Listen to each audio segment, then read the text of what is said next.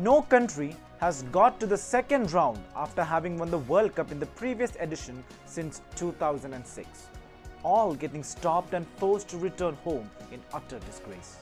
The question doing the rounds this time around is whether France will be able to overcome the jinx that has come to stay in the world's biggest single sporting event. Hope you will remember what happened to the French in 2002 after having lifted the World Cup at home in 1998. Good evening, friends. Welcome to Soccer Stories. And as we are about to discuss the chances of those nations forming part of Group D in Qatar 2022, let me once again remind you to mark your likes to our story, share it and subscribe our channel. Your comments are also welcome as always.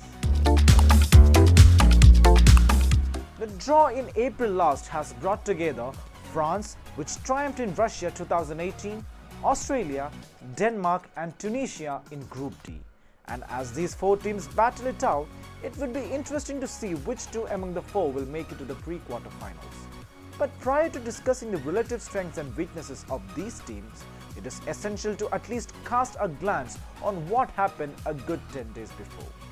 FIFA, the guardian angel of the game in planet Earth, all of a sudden chose to send a letter to the Tunisian Football Federation over remarks made by the sports minister of that country, threatening to take action against the national federation for not following the Tunisian laws. Piqued by what it termed as interference on the part of the powers that be in the functioning of the Tunisian Federation, FIFA did promptly send it a letter to explain the prevailing situation in the country with a rider that could find itself out of Qatar 2022. The federation was given 2 days to respond, and though information available does indicate that the Tunisian Federation did dispatch a reply within the stipulated time, we are yet to hear further on the matter from the world body. Now, with just a few days left for the curtain of the 22nd edition of the World Cup to go up, it does seem that Tunisia has had a major escape from the wrath of FIFA, which is unlikely to embrace controversy with the World Cup at our doorstep. However, action cannot be ruled out once the dust settles in Qatar after December 18.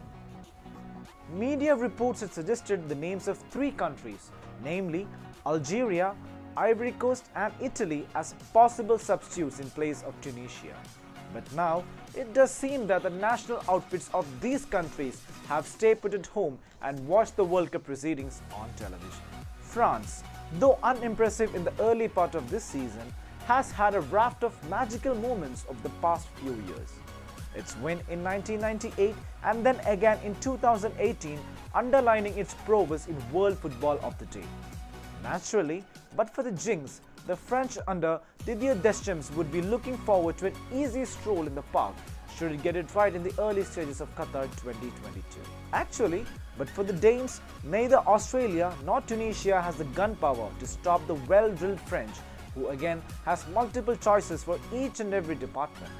Having said that, it nonetheless remains that the core of the team could be made up of this year's Ballon d'Or winner Karim Benzema, the highly exciting Kylian Mbappe, the young but mature midfielder Aurelien Tchouameni, the dependable centre-back Raphael Varane and the solid goalkeeper in Hugo Lloris.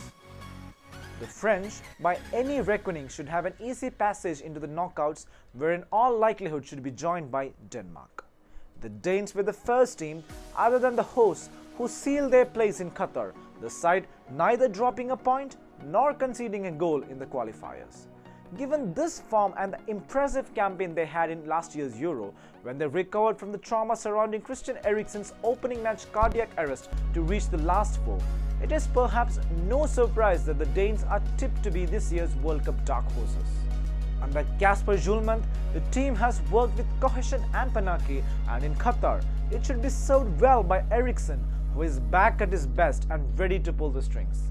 Other than this midfielder, the Danish team also boasts of a string of well-qualified players who can take the world by storm.